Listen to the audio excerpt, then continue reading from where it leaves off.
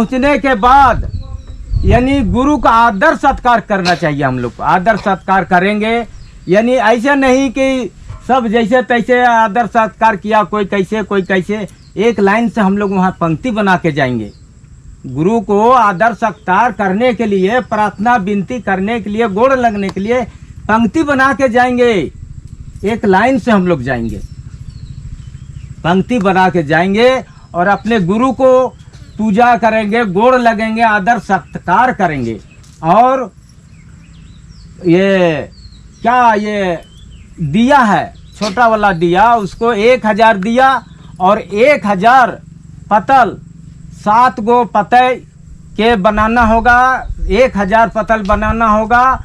और 21 गो पतई का उसको बड़ा पतल बनाना होगा, 5 कोण का पतल, 5 कोण का पतल बनाना होगा।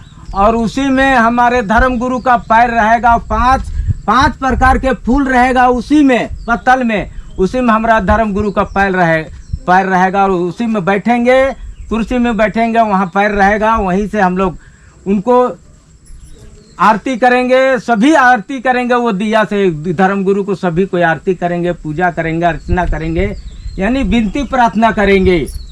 और वहाँ से फिर हम लोग रिझ रंग करेंगे अपना शाम को। उसके बाद अपना विसर्जन करेगा, जिसको ये सोना होगा सोएगा, जिसको रिझ रंग करना होगा सोएगा करेगा। उसके बाद सवेरे फिर धर्म गुरु जब पधारेंगे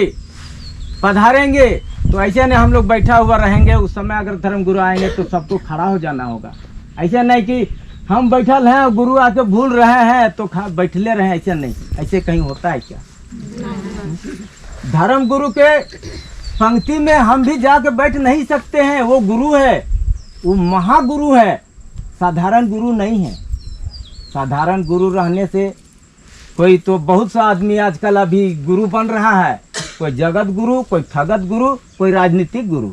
लेकिन हमारे चित्तरंजन धर्म गुरु हैं, वो तो धर्म के प्रति और कोई चीज़ की गुरुए नहीं है। धर्म के बात में ही बोलते हैं और किसी को ऐसा राजनीतिक वाला बातें नहीं करते हैं, जगत गुरु की बातें नहीं करते हैं, ठगत गुरु के कामें नहीं करते हैं। बहुत सा ठगता भी है गुरु, बहुत भी घोटाला भी करता है, राजनीतिक करता है, एक से लेख करता है।